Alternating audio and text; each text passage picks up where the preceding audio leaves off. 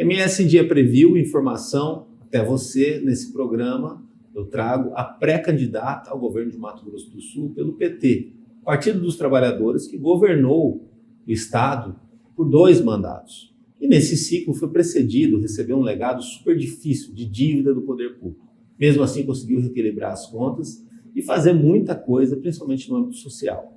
A conversa é com Gisele Marques, doutora Gisele Marques do PT, que você fica no vídeo.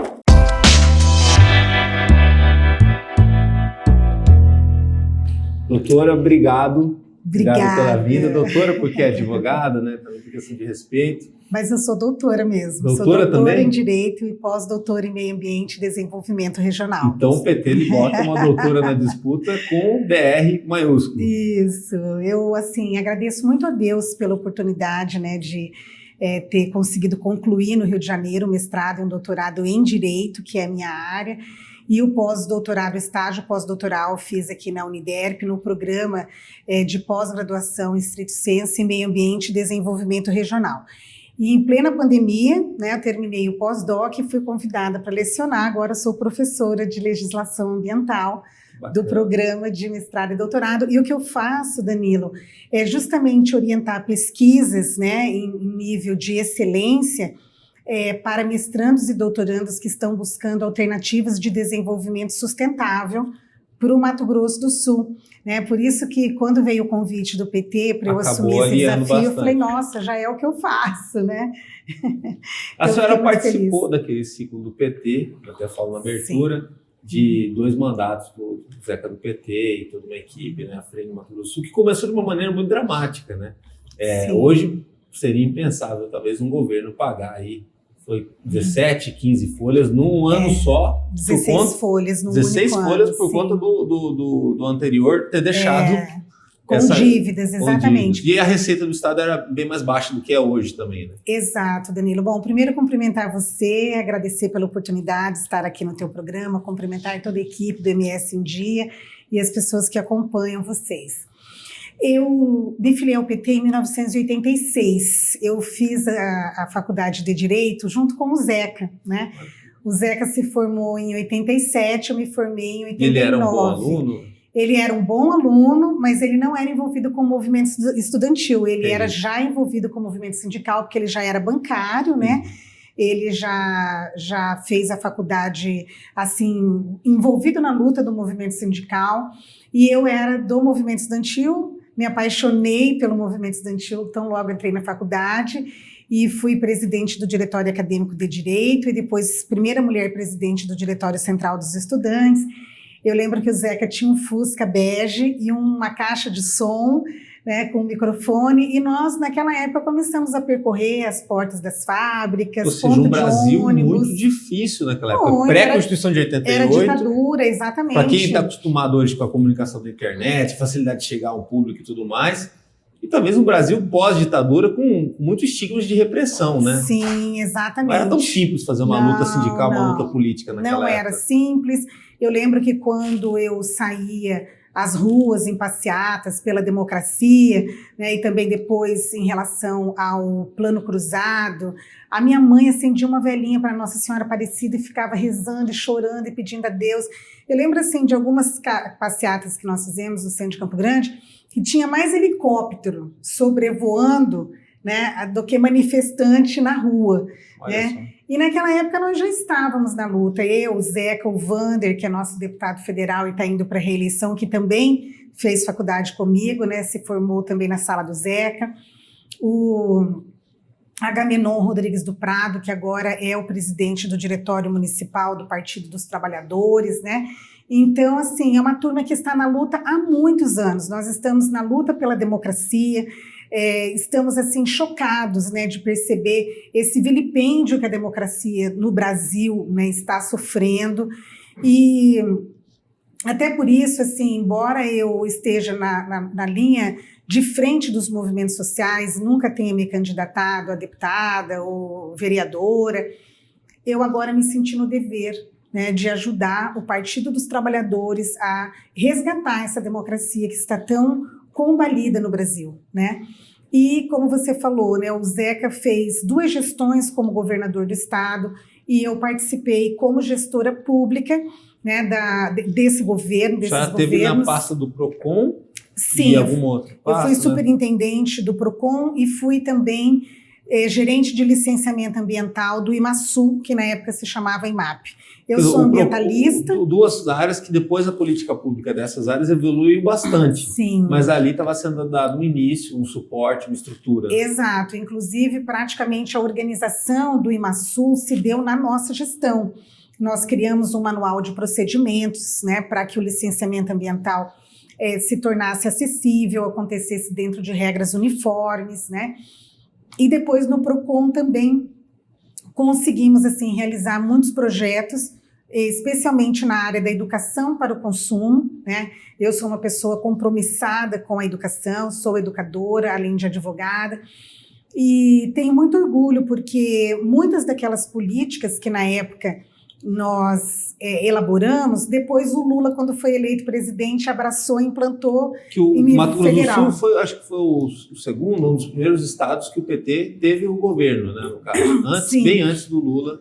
O Zeca foi eleito em 98, o Lula foi eleito em 2002. Sim, exatamente. E aí, por exemplo, nós criamos um programa habitacional chamado Xerogami, né? Eu lembro. Que quer dizer minha pequena casa. E depois o Lula abraçou esse modelo, virou Minha Casa Minha Vida, PAC 1, PAC 2, né? Que é uma área em que o PT é muito forte. Quando governamos, nós entregamos 4.200.000 unidades habitacionais para famílias de baixa renda. O governo Bolsonaro praticamente zerou os investimentos, né, na habitação. Aqui no estado de Mato Grosso do Sul, o único programa que existe é um programa em que o município entra com a parte da fundação, perdão, o município entra com o terreno, o governo do estado entra com a parte da fundação e da documentação, mas o cidadão tem que subir as paredes e cobrir a casa. Nós estamos vivendo uma época que o Brasil voltou ao mapa da fome. As pessoas não estão tendo condições de comer. Estão na fila do osso. Também naquela época. Sim, nós instituímos o restaurante popular, que é uma luta que nós estamos empreendendo fortemente para voltar. O deputado Amarildo Cruz, né, que é deputado pelo PT, está indo tentar a reeleição, assim como também o Pedro Kemp, que é nosso deputado estadual e está buscando a reeleição. Assim, idealizaram e negociaram com o governo do estado atual no intuito de estar colocando de volta o restaurante popular, né? Porque as pessoas de fato estão passando fome, inclusive aqui no Mato Grosso do Sul. Agora sim, fazendo paralelos, você já falou de 86, lá no começo e tudo mais, né?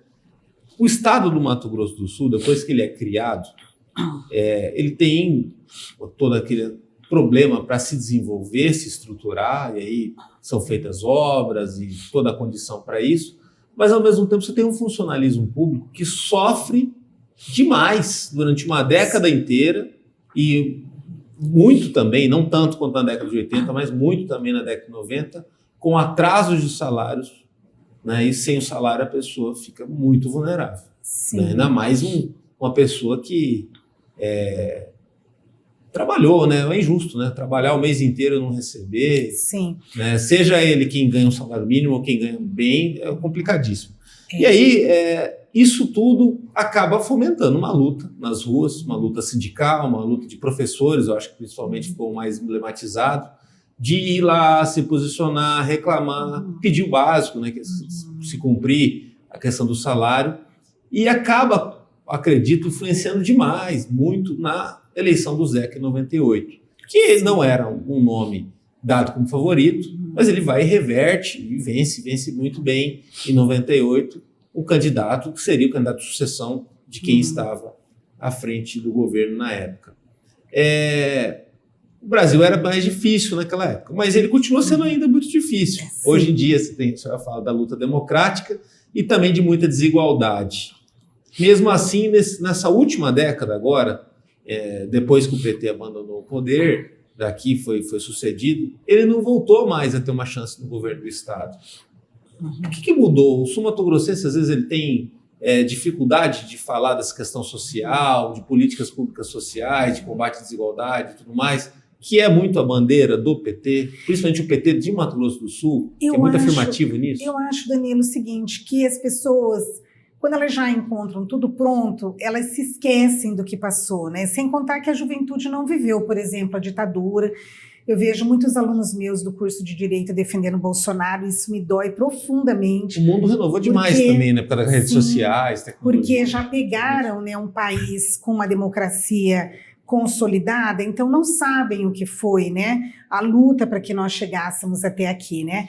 Aqui no governo do estado, no caso, por exemplo, quando nós criamos o Fundersul para garantir a infraestrutura, recuperação das estradas que estavam completamente sucateadas, fomos extremamente criticados, mas depois os próprios fazendeiros começaram a elogiar o Fundersul, porque isso possibilitou que a gente recuperasse a nossa malha viária e também colaborou muito na questão da exportação, né? Muito na questão de poder colocar os produtos para fora do estado também, né? Explorar um potencial, né? Do estado que ela negócio, que dependia disso. Exato, mas as pessoas muitas vezes não sabem que isso começou no governo do Partido dos Trabalhadores, né? Como também muitas vezes as pessoas não sabem que no caso da segurança pública, nós criamos a Lei Orgânica da Polícia, né? Na época em que nós governamos o Mato Grosso do Sul, nós tínhamos um efetivo de 6.400 homens. Hoje que a violência aumentou o número de pessoas, né? Aumentou a população, o efetivo é de apenas 5.000 homens, né? Então, as pessoas eram felizes e não sabiam, né? Tanto quando o PT governou o Mato Grosso do Sul, como quando o PT governou o Brasil. Por isso que aquela música Sem Medo de Ser Feliz voltou a ser tão atual, né? Aquele hino hoje que o Lula está adotando uma releitura do hino de 89. Por quê? Em 89, eu coordenei a campanha do Lula aqui em Campo Grande, eu era presidente do Diretório Municipal do Partido dos Trabalhadores, e naquela época a gente tinha muito medo, né, de não conseguir colocar um trabalhador no poder num país que estava saindo de uma ditadura militar. E aí, então, surgiu esse hino, Sem Medo de Ser Feliz. E agora nós estamos num quadro muito parecido. Por quê? De novo, a nossa democracia está ameaçada, né? Você defender uma posição de direita, não tem problema nenhum. Agora, você defender fascismo, tem muito problema, né? Você ser de uma linha liberal, nossa, é perfeitamente defensável, né? Agora, você usar a sua forma de pensar para coibir que as outras pessoas possam pensar da forma como elas acham correta, isso é inaceitável. Esse fato que aconteceu agora, o assassinato do petista que estava comemorando seus 50 anos, né, o Marcelo, com os motivos, né, a decoração em torno do Lula, e ele ser assassinado por causa disso, é algo que, sem dúvida alguma, mostra que a nossa democracia está em vertigem, né? Agora, essa questão da intolerância, ela é algo muito preocupante, né? Ainda mais no período eleitoral, onde tudo deve aquecer ainda mais. Mas não é tão nova assim. A gente tem relatos aí, quem foi um pouquinho mais velho, eu já tenho 40, fiz 40 esse ano, de pleitos aqui em Mato Grosso do Sul, em Campo Grande, onde a coisa ficou muito quente, muito forte, né, de candidato, vou citar o nome, sair do palanque e brigar com alguém embaixo, ali e tudo mais, numa eleição aí que foi disputada e teve uma diferença de 500 votos, um pouco mais que isso, né? Mas as pessoas envolviam com muita paixão no pleito, de um lado e de outro, e até dividiam o Afonso Pena, né, com bandeiras e tudo mais, outra época. Hoje parece que é uma coisa até meio individual. Basta alguém não gostar, o cara saca uma arma, alguma coisa, e vai lá e tira satisfação com aquilo lá, como se tudo tivesse ser homogêneo, e não é. Sabe que na vida, nem numa família, os irmãos são iguais. Cada um tem um jeito, cada um tem uma forma de expressar. E assim é numa empresa, entre os funcionários e tudo mais. Exato. Essa intolerância de hoje, ela é mais temerária do que antes? Por conta da rede social, por da impunidade que o Brasil também... Eu penso que ela é mais temerária porque hoje está à frente, né, da presidência da República, aquele que deveria ser um estadista, que deveria estar pregando a paz, que deveria estar pregando a democracia. Mas e ele tomou uma facada na última eleição também, né? Mas ele é o primeiro a incitar a violência. Mesmo depois da facada, ele também continua, ele é o primeiro a Veja a reação que ele teve em relação ao assassinato do Marcelo, né? Ele poderia ter adotado uma posição, olha, nós vamos apurar com rigor, vamos dar uma resposta à sociedade. Que é o que o estadista deve fazer. Né? E não foi isso, né? Nós vimos ali que foi lamentável, ele colocou numa rede social a republicação de uma fala dele ainda em 2018, uma fala repugnante, né? Então, nós não temos hoje um governo federal, nós temos um desgoverno federal.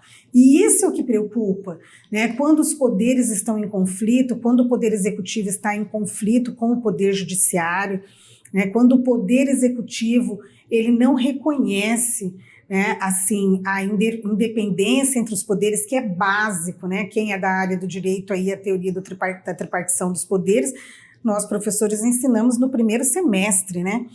Então, o que preocupa é isso, é que a violência vem sendo incitada por aquele que deveria ser o primeiro defensor da Constituição, da paz, da solidariedade.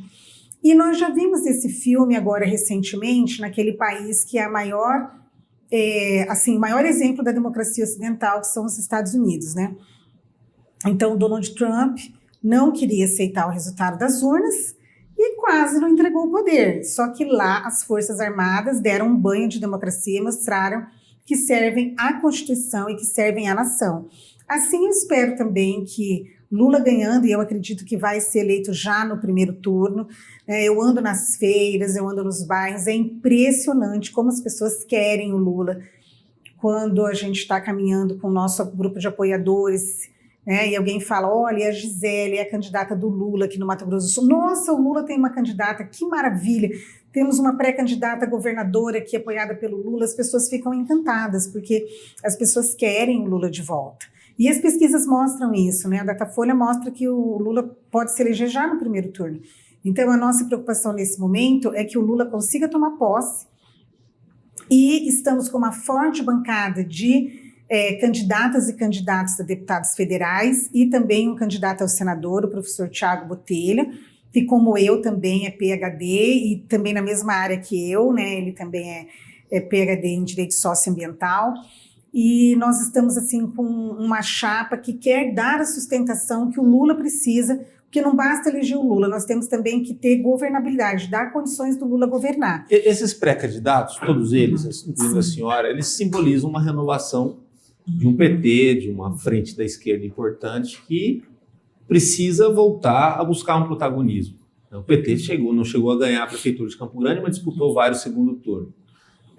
Em Dourados chegou até a prefeitura, mas mesmo fora isso, sempre elegeu deputado federal, sempre elegeu uma bancada estadual bastante ativa, né, que você já falou de alguns nomes. O PT, antes de conseguir a presidência da República em 2002, ele também precisou se reciclar, se reorganizar. O Lula até faz em 98 a Carta aos Brasileiros e conseguiu chegar ao poder fazendo um discurso menos radical, né? E adaptando-se dentro do poder à governabilidade, a conseguir realizar as coisas, sem esquecer a promessa dele das 3 refeições ao dia, que ele é o sonho dele dos brasileiros. Então, o Brasil viu um exemplo de que radicalismo não leva a lugar nenhum, mas que talvez uma tentativa de fazer dar certo era algum caminho. O resultado disso, você pega lá um ciclo que termina com ele com 87% de aprovação. Após isso, você tem um governo também do PT, da Dilma, que no segundo mandato é bastante traumático, tem a situação da saída dela e tudo mais. Hoje a gente tem embates muito radicais na política, e o Bolsonaro acaba trabalhando bastante isso também na forma dele atuar, agir. Como fazer para desradicalizar essa luta, essa dificuldade? Porque se o PT também espelhar o radicalismo de outro lado ou de outros lados, ele também acaba abrindo mão de uma evolução, de uma maturidade que ele mostrou ter tido nos últimos anos, até para superar crises, né, de meia-culpa e tudo mais. Mas se ele radicalizar, fica muito complicado, porque as discussões elas acabam sendo rasas, né? E precisa de profundidade para mudar o Brasil, né? Sim. Seja com terceira via, seja com Bolsonaro, seja com Lula. Os problemas são muito complicados, né? É verdade. Danilo, primeiro, assim, o PT é o maior partido operário da América Latina, com erros e acertos, mas é um partido que tirou o Brasil do mapa da fome, né, trouxe teto para as pessoas que precisavam, né, colocou dignidade para as pessoas que... eu sou professora universitária, então eu só comecei a ver negros na universidade, pessoas pobres nas universidades, depois que o Lula criou, né, a política de cotas, né? Então, nós temos assim muita convicção de que a gente está no caminho certo. E o Lula é um líder surpreendente, né? Veja, ele tem dito que se fosse para ele dialogar só com quem não praticou o golpe que derrubou a Dilma, ele não ia conversar com ninguém. No entanto, ele está conversando com todas as lideranças do país. Ele colocou como candidato a vice um ex-adversário, né, o Alckmin, que traz uma parcela mais conservadora do eleitorado, né, traz ali o empresariado paulista. Então, assim, o Lula tem mostrado uma grande capacidade de diálogo, né, com todos os setores da sociedade. Eu falo assim, eu gosto de lembrar que o Lula que se elegeu não é o Lula de 89, não é o sapo barbudo, né?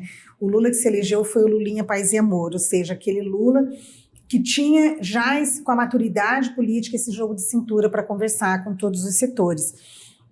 Então, o Zeca também aqui, né? Sim, o Zeca exato. Depois do governo não era um cara sóbrio, um cara que batalhou, lutou, não ficou resmungando, talvez no primeiro ano, que deve ter sido terrível governar naquele primeiro ano. Sim, ele se elegeu governador, o Zeca se elegeu governador, mas só elegeu um deputado estadual, que era o Tetila. Então, teve que conversar muito, né? Como que um governador consegue tocar uma gestão com um único deputado na Assembleia? Né? Então, o Zeca teve que construir uma governabilidade, que inclusive foi muito criticada por setores mais à esquerda, né, da política, mas que se revelou necessária. Né? Aquelas articulações se revelaram necessárias para que o Zeca pudesse fazer tudo o que ele fez pelo Mato Grosso do Sul. Né? Nós fizemos hospitais, Hospital Rosa Pedrocian, Hospital de Miranda, implantamos muitas políticas públicas de inclusão social. Eu tive com o Zeca 15 dias atrás, percorrendo as aldeias lá na Terra Toné, e uma jovem indígena quis abraçá-lo, quis tirar foto, falou: Zeca, a primeira boneca que eu tive foi você que mandou. Perdão. Na época, dentro do... Hoje ela é adulta, ela lembra disso. Dentro da cesta do Segurança Alimentar, vinham 40 quilos de comida. E na cesta de dezembro, nosso governo mandava panetone, uma garrafa de champanhe, carrinho, boneca, né? E essa jovem indígena, ela disse: Zeca, quero tirar uma foto com você. Nossa, a primeira boneca que eu consegui ter na minha infância foi você que mandou para mim. Né? Então, aquilo é uma coisa muito emocionante, é libertador. Né? Imagina uma criança numa aldeia que nunca teve um carrinho, nunca teve uma boneca e vir junto com a cesta de Natal. Né? E não foi só isso, né? A capacitação, as mulheres indígenas começaram a poder produzir o seu artesanato, Dona Gilda, no caso, né? Conversando com elas: olha, o que vocês têm aqui que a gente poderia trabalhar? Olha, a gente tem a palha do igarapé, e começaram a fazer muitas peças artesanais. E eu já conversei com o Zeca e com o presidente Lula. Nós queremos, Danilo, fazer uma rota turística recuperando a malha ferroviária, que está completamente sucateada, né?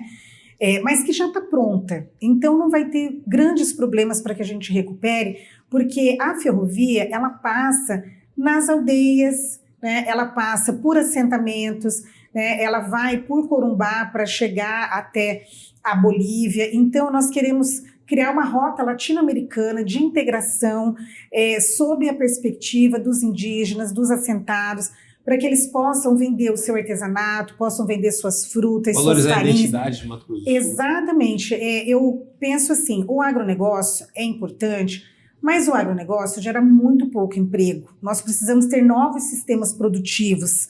Então, eu quero que o turismo seja, de fato, a vocação econômica do nosso estado, né?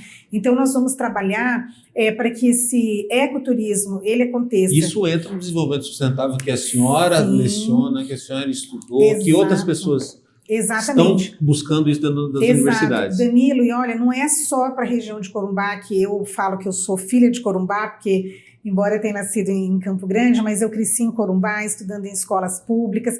Por isso, quando eu falei no início da entrevista, nossa, é uma honra para mim ter ido ao Rio de Janeiro fazer mestrado e doutorado, porque eu estudei sempre em escola pública e comecei a advogar andando de ônibus, numa pobreza muito grande, né, numa dificuldade muito grande. E o que eu vejo, assim, região norte do estado, quando você olha pelas redes sociais, os trilheiros mandam fotos maravilhosas de cachoeiras belíssimas, mas tenta ir visitar. Não tem passeio guiado, não tem rede hoteleira próxima, né? Então a gente vê que falta vontade política para que esse desenvolvimento sustentável aconteça, né? E eu venho com essa preocupação, até porque a gente não pode ficar preso só no agronegócio, por conta que 70% de tudo que nós comemos, tudo que vem na nossa mesa, na mesa do brasileiro, vem da agricultura familiar. Então, essa coisa de falar, o agronegócio alimenta o mundo. O agronegócio está voltado para exportação, né? Aqui no Mato Grosso do Sul, nossos pastos estão cheios. Quem que ainda está comendo churrasquinho? Quem está conseguindo comer carne vermelha no final de semana? Né? As pessoas não têm acesso à carne vermelha porque está muito cara. Então, nós temos, enquanto Estado, que criar subsídios para que o povo de Mato Grosso do Sul possa comer a carne que é produzida aqui, para que a agricultura familiar ela tenha um suporte e os produtos possam voltar a custar mais barato, como era quando o PT governava. Né? Quando o Lula governou, um óleo de soja custava 90 centavos. E hoje?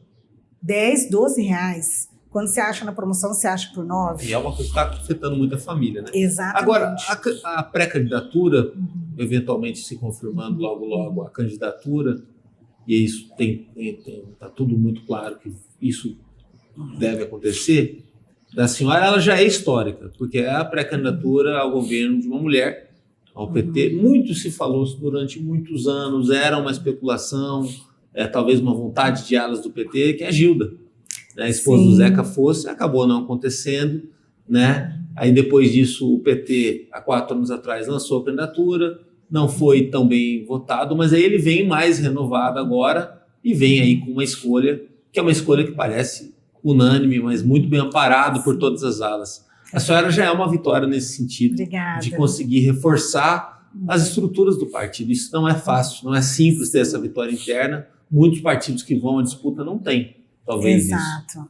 isso. Como foi para conseguir isso? Talvez o peso da história da senhora, talvez a bênção do Zeca, ou não a bênção do Zeca, mas o apoio dele, que muita gente também fala que o Zeca não transfere voto, o Zeca, mas o Zeca tinha o nome dele, o nome do PT no nome dele. Olha, né? O Zeca é o Zeca, ele é o cara, admiro muito ele, assim, tiro o chapéu para ele.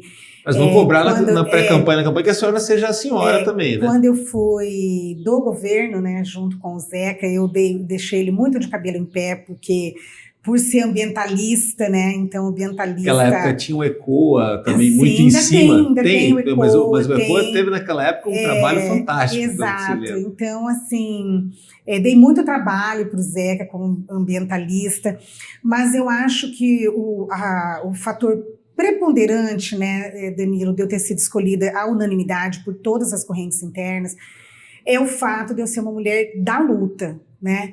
Eu fui presidente do Centro de Defesa dos Direitos Humanos, Marçal de Souza.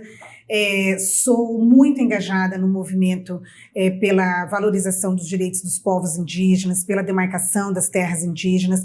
Sou ambientalista, liderei um movimento contra o desmatamento do Parque dos Poderes, né? Estive fortemente presente no movimento pela conservação ambiental de Bonito, porque a soja está chegando na Serra da Bodoquena e os rios de Bonito e Bodoquena estão turvando, né? Ou seja, há 15 anos atrás falávamos do risco disso estar acontecendo e isso está acontecendo. Exatamente. Então, assim, eu sou aquela pessoa que tem um movimento, vidas negras importam. Né? Em plena pandemia, eu fui com as minhas filhas, de máscara, nós compramos um bambolê para cada uma de nós, amarramos os bambolês para manter a distância das pessoas e fomos, né, nos manifestar lá na Praça do Rádio. Também tinha helicóptero voando, não sei para quê, né? pelo respeito, né, às pessoas, pelo respeito à diversidade racial, étnica e de gênero. Então, eu sou uma pessoa da luta, e daí mesmo aquelas alas que talvez não sejam da mesma linha de corrente de pensamento que o meu, mas eles reconheceram em mim uma pessoa guerreira, uma pessoa atuante, uma militante. Eu sou uma militante das causas que valem a pena lutar pelos direitos humanos, pela valorização dos direitos humanos das mulheres. O PT deve vir mais unido nessa campanha do que em outras? Com certeza.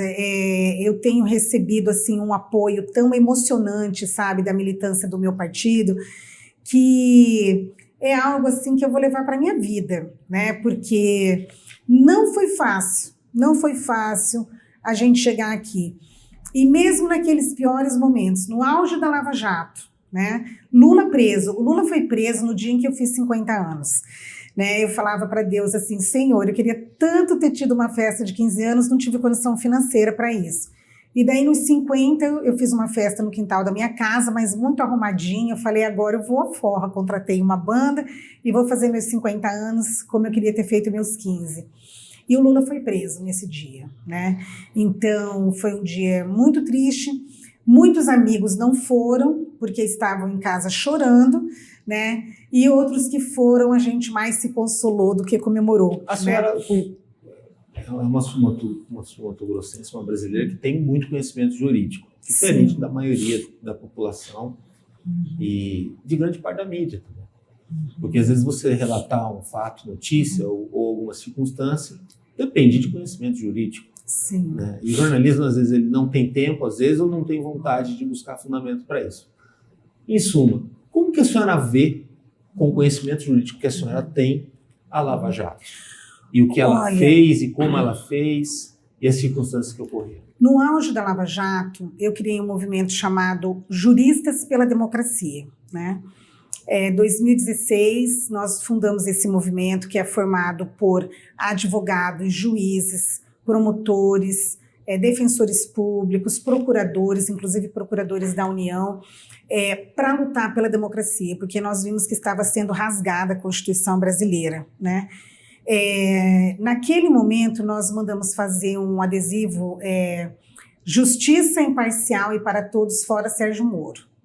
Era um grupo pequeno que usava, eram só os nossos integrantes, porque as pessoas tinham medo, né, de se posicionar. O Sérgio Moro, para mim, é uma das personalidades mais lamentáveis da história do Brasil, porque meu pai era advogado, então o meu pai, ele sempre passou para nós filhos, somos em 4, né, um sentimento assim de que o juiz é aquele que traz a paz social, né, que quando parece que assim há um impasse, seja entre duas pessoas, seja entre empresas, seja na sociedade, o juiz vem e resolve aquele impasse. Mesmo as sociedades mais assim distantes dos centros urbanos, elas elegem um juiz, que é aquela pessoa respeitada na comunidade, que, olha, tem como Salomão, né, tem um impasse, então quem fica com o bebê? Né, é o melhor juiz que vai dizer para qual mãe vai ser entregue aquele bebê. E o Sérgio Moro, ele manchou a magistratura brasileira, né? Ele assim rasgou a Constituição e desrespeitou os mais comezinhos princípios do direito, apoiado por setores que, infelizmente, né, assim, não estavam preocupados com a realização da justiça. E a história mostrou isso, tanto é que os processos em que o Lula foi condenado estão todos sendo anulados. E eu me lembro que eu falava para os meus alunos de direito, quando você tem um crime a ser apurado, qual é o foro? É o foro do local onde aconteceu esse crime, né? Então, o processo que o Lula foi acusado dizia respeito à aquisição de um triplex no Guarujá. E o processo começou onde? Curitiba. Então, como professora de Direito, era explicar o inexplicável, não tinha como explicar.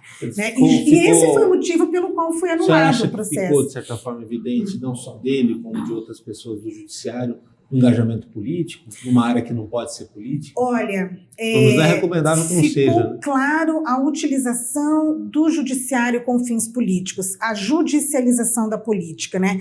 Isso é algo muito perigoso para qualquer país, não é só para o Brasil. né? Isso é muito perigoso. O judiciário ele tem que estar acima das paixões políticas, né? O judiciário tem que estar acima das convicções de cada juiz, de cada desembargador, de cada ministro do STJ ou do STF. Então, assim, eu vejo como uma página muito triste da história do Brasil. Não foi o Lula que foi preso, né? Quem foi preso foi o ideal de um país democrático, de um país onde a justiça social se consolida também na justiça do Poder Judiciário, né? Só que isso está sendo corrigido nesse momento, né? Eu creio que a partir assim, das evidências, né, de que houve de fato um golpe, e a maior prova disso é que o Sérgio Moro se tornou ministro, né, do governo Bolsonaro, e então, na minha área, na área ambiental, né, o ministro do Meio Ambiente foi filmado numa reunião falando: vamos aproveitar a Covid, vamos aproveitar que está todo mundo preocupado com pandemia para deixar assim, a boiada passar, né, para revogar as leis de proteção ambiental. Quer dizer, na verdade, era um anti-ministro do Meio Ambiente e não o ministro do Meio Ambiente. E o tempo mostrou que ele estava envolvido com assim, o contrabando de madeira ilegal. Então, nós estamos passando a história do Brasil a limpo. E eu acredito que essa eleição vai ser uma eleição plebiscitária, né? Cabe à população decidir se a população quer democracia, justiça social, independência dos poderes, liberdade de imprensa, né? Os jornalistas têm reclamado muito por serem humilhados, né, pelo presidente da República, por não terem condições de exercer livremente, né, o direito à informação. Então, de um lado estão todos esses valores e de outro lado está o obscurantismo, né? Há quem defenda, inclusive, que a Terra é plana, né? O Brasil, que não mais cedia os eventos internacionais de proteção ambiental, mandou uma delegação para os Estados Unidos com o meu dinheiro e com o seu dinheiro para participar de um evento de terraplanistas, né? Uma minoria da minoria da minoria dos cientistas que defendem que a Terra é plana. Então, realmente é algo assim muito preocupante, mas eu acho que a população está mostrando que ela tem uma sabedoria inerente, né, e que ela vai fazer a escolha certa, com o Lula presidente eleito já no primeiro turno, e eu acredito que aqui no Mato Grosso do Sul nós vamos para o segundo turno com o Partido dos Trabalhadores. Agora, o Lula em Mato Grosso do Sul tem um paradigma, né? O Lula nunca ganhou no Mato Grosso do Sul, nem a Dilma depois, né, na campanha. Mesmo assim, Mato Grosso do Sul já elegeu um governador do PT que foi muito bem votado na primeira vez, na segunda foram vitórias seguras. Sim. A história mostrou isso. E na última eleição, Bolsonaro, se não me engano, atingiu 61% na eleição com a onda aqui em Mato Grosso do Sul, né, que é um colégio eleitoral pequeno perante outros no Brasil, né? Esse ano você acha que as coisas tendem a ser mais equilibradas entre esquerda e direita? Depois eu até quero te perguntar na sequência qual que é a tua visão de esquerda. Eu fiz essa pergunta para o Marcelo Heitor, que as pessoas hoje debatem, né? De forma até 8 ou 80, né? O que é esquerda, o que é direita. A senhora, como alguém envolvida na luta há tantos anos, professora também, doutora, explicar para as pessoas o que é esquerda, o que seria direita, o que é o que a gente está vivendo hoje. Mas primeiro vamos falar da eleição, do equilíbrio. Eu estou até rindo aqui, porque eu tenho ouvido cada pessoa falar: não, fulano é de esquerda. Eu falo: meu Deus, então o que é então ser de direita, né? Então, olha só, eu acho que o eleitor de Mato Grosso do Sul é um eleitor revolucionário. E vou te dizer por quê. Quando o Estado foi criado, as forças que dominavam, né, eu lembro que eu tinha um tio que era da política, né, era político biônico, né, andava de Opala com a placa branca e tal. Existia era o lado, isso, né? Quer dizer, uma parte era eleito, outra parte não, né? Lá do rico da família, eu era do lado pobre da família. E naquela época acreditava-se, né, que o candidato que ia ser eleito era o candidato da direita. E foi eleito Wilson Barbosa Martins, né, primeiro governador de Mato Grosso do Sul. As urnas consagraram, o eleitor sul-mato-grossense consagrou o advogado que defendia os presos da ditadura, né? Então, isso era ser esquerda na época. Então, porque tudo vai mudando, né? Cada configuração, primeiro vamos na história aqui do eleitor e tal, depois vamos entrar no assunto. Porque quando fala assim, então o MDB é esquerda, mas depois você teve futuramente um Cuccinelli que falava um discurso duro e tudo mais. Então, mas assim, depois de eleger o Wilson Barbosa, governador, o eleitor sul-mato-grossense elegeu o Zeca do PT governador. Elegeu e reelegeu. Então, eu acho que o nosso eleitor aqui, ele é um eleitor surpreendente, revolucionário. E eu acredito que isso vai aparecer nas urnas, né? Eu vejo um quadro parecido com 98. Por quê? O palanque do Bolsonaro está dividido hoje com 5 pré-candidatos. Alguns que já claramente disseram que estão com Bolsonaro, como é o caso do Riedel e do Contar, e alguns que estão meio em cima do muro, que falam que não vão se envolver com a questão nacional, mas que a história deles mostram, né? Se você olhar, olha, quais os projetos que eles que eles votaram e tal, qual a linha política, é uma linha política, mas... Olha, isso que você está falando é muito um retrato, até uma pesquisa aqui, a senhora é a 5ª entrevista do MS em Dia. Sim. Aqui a gente trouxe,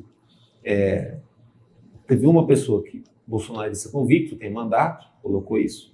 Teve o Marcelo, colocou a questão do Lula convicto e tudo mais, da esquerda, mas todos os outros foram muito reticentes. Inclusive até com a pergunta, olha, Lula, Bolsonaro, é o direito da pessoa e tudo mais. Então a senhora está Lula sumida, orgulhosa. Também. Você acha que grande parte da população, você tem aí um meio, uma camada enorme, que ela está querendo olhar as propostas, olhar, vai ver, não está com essa forma... Sim, o eleitor é muito sério, o nosso eleitor é muito inteligente, o eleitor sul-mato-grossense... Cartesiano de política, não, só vou ali e vou amar até o pescoço. Olha, vou te citar um exemplo aqui na capital. As pesquisas todas mostravam que o Bernal não ia ser, né, prefeito, e foi. O Bernal também é da nossa época de faculdade, formou na sala do Zeca e do Vander. Mas você falava sobre a questão de ser direita ou esquerda.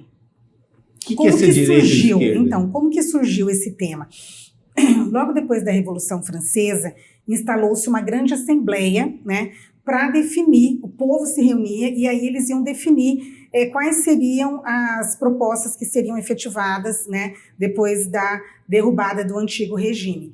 E aí, do lado direito da assembleia, sentavam aqueles políticos tradicionais, aqueles que foram ligados à nobreza ou que eram nobres, né, mas que não tinham muitas vezes o poder econômico, porém detinham o poder político e que defendiam os interesses de quem tinha dinheiro ou de quem tinha títulos, né, porque os burgueses não tinham títulos, mas tinham dinheiro, então sentavam do lado direito. E do lado esquerdo? Do lado esquerdo sentavam aqueles que defendiam o proletariado, aqueles que defendiam os trabalhadores, aqueles que defendiam a maioria pobre. Né? Daí surgiu esse termo direita e esquerda. Então, se você é pobre, se você é um trabalhador, se você é um assalariado, é razoável que você se identifique com os princípios da esquerda. E se você é um cara rico, bem-sucedido, E olha só, rico não é aquele que tem um bom salário, não. Rico é aquele que não precisa trabalhar para viver. É isso que muitas vezes as pessoas confundem, né? A pessoa, de repente, se torna um gerente numa loja, ele consegue comprar um carro, ele acha que ele é burguês. Mas ele não é, porque se ele parar de trabalhar, ele vai passar fome, a família dele vai passar fome. Então, rico é aquele que não precisa trabalhar e que a sua próxima geração também não precisa trabalhar. Esse é rico. Que o capital trabalha, né, para ele, no caso. Exatamente. Isso está acessível a todo mundo? O capital trabalhar por você? Claro que não. É uma ínfima parcela da população que detém a grande maioria da riqueza do mundo, né? E no Brasil não é diferente. O Brasil é um país de forte concentração de rendas. E o que falta muitas vezes é a consciência política. Perdão. Por quê? As mudanças que o Brasil tem passado é muito disso também, né? Sim, então, assim, o que falta às vezes é a consciência de classe. Porque se a pessoa é um grande proprietário rural, um latifundiário, né, uma pessoa que tem muitas rendas, muitas terras, é natural que ela vote na direita, né? É uma situação de pertencimento. Agora, a pessoa que é muito pobre e que daí vota na direita, aí realmente é falta de formação política, infelizmente. E o nosso papel, nós que estamos ocupando os espaços públicos, é fomentar esse debate, né? É que as pessoas possam traduzir no voto o seu pertencimento. Então, se você nunca precisou de Minha Casa Minha Vida, você nunca precisou de uma política de cotas para entrar na universidade, se você nunca precisou trabalhar para se sustentar, tudo bem você votar no Bolsonaro, né? Agora, se você é um trabalhador, se você é uma pessoa que luta para sobreviver, que está matando um leão por dia para sobreviver, então não é razoável você votar na direita. Se a gente tivesse essa consciência de classe, talvez a gente teria, né, resolvido de forma mais fácil os nossos embates políticos. E a desigualdade, né? Talvez. Exatamente. É isso. Mas a direita, às vezes, ela acaba se apropriando de algumas coisas da esquerda, e a esquerda também acaba se apropriando de algumas coisas da direita, ou a própria governabilidade de um país que tem o presidencialismo de coalizão, acaba mesclando tudo, porque não existe um lado sozinho governar, ele tem que ouvir todos os players, né, de uma casa de leis e tudo mais, né? Isso também, com tanta informação que a gente tem hoje em dia no mundo, principalmente por conta das redes sociais, dificulta para o político conversar e explicar, porque assim, o papel da senhora é até um papel pedagógico, sim, de explicar a política. O papel também de levar o discurso do grupo que a senhora representa. E ainda, hoje em dia, virou até uma questão de guerra de selva, porque com tanta intolerância e as coisas polarizadas, até para marcar uma reunião, para poder andar por aí, vocês têm que mapear, porque não pode acabar indo na bolha errada, né? Se vai na bolha errada, acaba perdendo tempo ou passando por umas experiências que não são boas, né? Então, existe esse trabalho de inteligência? Essa pré-campanha, para a campanha? Você não pode falar só para a sua bolha, você vai ter que falar também para outras pessoas. Então, o nosso trabalho, pelo menos, é de tentar ir onde está a população. Então, nós temos caminhado nas feiras, né? Temos ido também bastante assim, aos bairros da periferia, especialmente visitando as lideranças do Partido dos Trabalhadores, né, nessa fase de pré-campanha, chamando a nossa militância para se engajar dentro desse projeto, né, de fazer o Brasil de novo, né, voltar a ter justiça social. Saímos do mapa da fome, infelizmente o Brasil voltou ao mapa da fome. Então, assim, é como diz aquele ditado, todo artista tem que ir onde o povo está. A gente tem que ir onde está o povo. E a única coisa é que quando a gente se depara com alguém que tem uma posição de extrema-direita, a gente tenta conversar até o momento que a pessoa quer conversar de uma forma pacífica, né? Quando assim, o diálogo parte para algo mais áspero, a gente agradece e segue em frente, né? Porque o nosso papel não é impor nada para ninguém, é contribuir com a consciência de classe, contribuir assim, com informações para que a melhor escolha seja feita.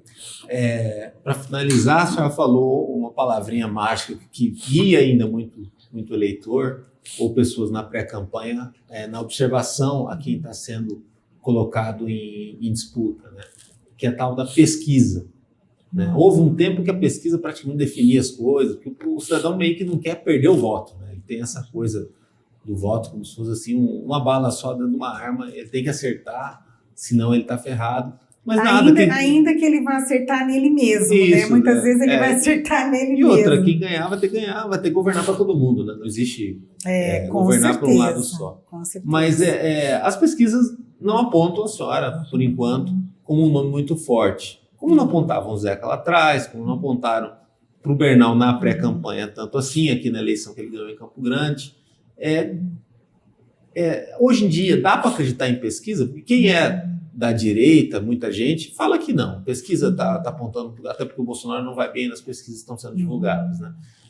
Como que a senhora lida com isso? Porque além do eleitor que a senhora precisa convencer, a senhora tem a militância da senhora que precisa ser convencida também todos os dias, ou turbinada, porque é deles que a coisa vai também acontecer. Olha, nós não estamos pagando pesquisas, ainda não pagamos nenhuma, né? Então a gente acompanha as pesquisas pagas aí pelos outros concorrentes. Nas outras pesquisas, assim, a minha pré-candidatura, ela foi anunciada na imprensa mediante uma entrevista coletiva lá no PT no dia 12 de abril. Hoje em dia eu falo, puxa, a gente devia ter feito no dia seguinte, devia ter feito dia 13, né? Sim, sim. Mas fizemos no dia 12 de abril. E na época, as primeiras pesquisas, eu comecei a aparecer com 0,5%. Depois com 0,8%, com 1%, com 1,5%, com 2%, com 2,5%. Agora, a última que eu vi, uma pesquisa que eu estava com 3,70%. Né? Então, eu acredito que sim, que a gente está indo no caminho certo, que nós estamos crescendo. E eu acho que o fator decisivo que vai mudar, vai dar um impulso muito grande na minha campanha é quando o Lula vier a Mato Grosso do Sul. Por quê? Porque as pessoas querem votar no Lula. O Lula aqui já está com 30%, 32%, só que muita gente não sabe que o Lula tem uma pré-candidata a governadora. Então, quando as pessoas souberem, né, que existe muitas vezes não sabe por desinformação, né? Não serem mal informados, mas as pessoas estão trabalhando, estão sobrevivendo, estão lutando contra a inflação. Exato. Então, e na verdade nós ainda não estamos no período eleitoral, né? Estamos no período pré-eleitoral, que existe uma pré-campanha. Então, eu acredito que na campanha, né, quando o Lula vier a Mato Grosso do Sul e percorrer comigo, né, o interior e andar comigo nos bairros da capital, eu tenho convicção que aí eu vou arrebentar de voto e vou estar no segundo turno. E eu acredito que o Lula vai se eleger no primeiro turno. Então, com o Lula presidente, uma candidata no segundo turno do Partido dos Trabalhadores, vai fazer toda a diferença. E eu tenho, assim, convicção de que como o Partido dos Trabalhadores teve a ousadia de lançar uma candidata à presidência que nunca tinha sido vereadora, deputada, que foi a Dilma Rousseff, né, e que foi derrubada não pelas urnas, mas por um golpe, que aquilo não foi impeachment, aquilo foi um golpe, porque ela não praticou nenhum crime de responsabilidade. E por mais que tenham, assim, investigado a vida da Dilma, nada encontraram, nenhum indício de enriquecimento ilícito, né? E então eu tenho certeza que assim como o PT teve a ousadia de fazer a primeira mulher presidente da República na história do Brasil, vai também fazer a primeira mulher governadora da história de Mato Grosso do Sul. O fato a Dilma é uma inspiração para a senhora? Ah, com certeza. Ela foi muito forte, né? No momento da queda ali, ela teve uma altivez assim que muita gente, independente do sexo que for, não teria, né? A fibra que ela teve, a tranquilidade. Exatamente. E assim, a Dilma é muito corajosa, né? Ela nunca perdeu, né, essa força, né? esse equilíbrio. Ela teve um câncer no meio de todo aquele processo, né? E então, assim, uma pessoa que eu admiro, uma líder que eu admiro muito. E o que eu acho apenas que talvez faltou um pouco para Dilma, um pouco de jogo de cintura, né? Isso é uma coisa que eu percebo. Eu vou te dar um exemplo. Tão convulsivo, né? Eu vou te dar um exemplo. A gente muitas vezes não compreende porque tem tão poucas mulheres na política, né? Então, nós mulheres, em geral, a gente coloca em primeiro lugar a família. Eu tenho 3 filhas, então eu falo, mas por que você não se candidatou? Eu tinha 3 filhas para criar. Né? A gente coloca em primeiro lugar a carreira, né? Então, também é outro lugar que também tem que se valer todo dia para poder conquistar então, o espaço. Então, assim, fiz mestrado, doutorado, pós-doutorado, né? Então, sempre participei da vida pública, na política, mas à frente dos movimentos sociais e não como candidata, né? E o que eu percebo? Quando acaba a reunião oficial do partido, os homens vão para o bar tomar uma cerveja e as mulheres vão para casa. Muitas vezes, no bar, são tomadas decisões fora das instâncias partidárias. Ali se faz as articulações, né? Então, quando você chega na reunião das instâncias partidárias, muitas vezes há questões que correram, como a gente fala no direito, extra-autos, né? E eu vejo que isso faltava um pouco na Dilma, que é o que o Lula tinha, essa coisa de ir comer o porco no rolete, né? E tomar cerveja e assim... Ou talvez com articulação ao MDB, né? Também ficou isso também na época. Eu vejo assim... O próprio MDB tinha interesse em assumir o poder. Eu acho que foi um grande, assim, uma arquitetura muito forte, não só para derrubar a Dilma, né, mas para derrubar aquelas políticas que são do interesse do capital. E vou te dar um exemplo: petróleo. O que derrubou Getúlio Vargas? Petróleo. O que derrubou a Dilma? Petróleo. O pré-sal. O que a direita fez quando tomou o poder? Leiloou o pré-sal a preço de banana para multinacionais, né? Então, a Petrobras ela é estratégica. Tiraram a rede BR, acabaram com os subsídios, né, ao petróleo, por isso que o combustível está tão alto na bomba, né? E então, assim, o capital ele é internacional, né?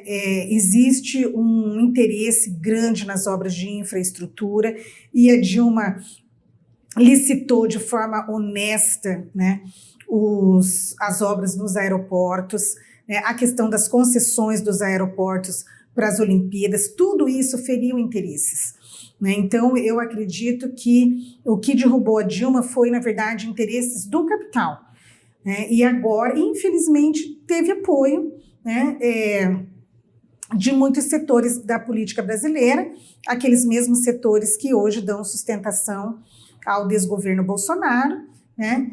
O Centrão, que o Bolsonaro tanto falava, né, falava tão mal do Centrão, hoje é quem o sustenta, senão ele já teria sofrido impeachment. E eu acho que a eleição agora... O sistema precisava mudar também, né? O sistema político, né? Ele não favorece as transformações que o cidadão quer tanto, né? Faltou fazer a reforma política, né? Eu acho que isso é uma coisa importante. Lula, mas com muita popularidade, podia ter... Talvez, eu acho que é uma coisa que faltou. Mas muitas coisas boas foram feitas, né? Essa questão, por exemplo, da legislação de compliance, né? Que como que a Dilma respondeu às acusações? Olha, vamos criar sistemas de controle através de uma legislação mais forte. E essa legislação que levou a que ela fosse derrubada. Então, assim, ela cortou a própria carne para trazer uma política de contribuição para o Brasil. E agora a gente está vendo o quê? Na véspera da eleição, esse pacote de bondades, que na verdade é eleitoreiro, né? Que o Bolsonaro inventa numa tentativa desesperada, né, de não ser derrotado nas urnas. Mas eu acredito que o povo vai ter inteligência e que vai confirmar aquilo que a gente está vendo nas pesquisas, que o Lula vai ser presidente novamente no primeiro turno. E a senhora já escolheu o vice? O PT está escolhendo o vice? Como que está essa situação? Olha, essas 2 semanas agora são semanas decisivas. A gente está no meio de julho, na gravação dessa entrevista, né? Exatamente. Então, dia 30 de julho é a convenção da federação. Aí até lá a gente vai ter definido, né? Por enquanto nós não estamos anunciando nomes, porque a gente está conversando. Há um estudo, um estudo também no plano de governo. Sim, o nosso programa de governo, ele teve uma primeira fase que foi elaborada pelos setoriais do Partido dos Trabalhadores, sob a coordenação da Heloísa Castro Berro, que foi nossa candidata a vice-prefeita na chapa do Pedro Kemp, né, aqui na capital. E agora vai se abrir para a contribuição da população. Temos um site que é MS Popular de Novo. Então, quem quiser contribuir pode entrar lá nesse site. As pessoas podem participar do programa de governo. Exatamente. Da pré-campanha nacional. Lá já estão, né, as propostas feitas pelos nossos setoriais do PT e agora já está sendo aberto para a sociedade opinar. E em relação ao vice, demais detalhes... Ou a vice, né, também. Exatamente. Ou a vice, não está descartado, não.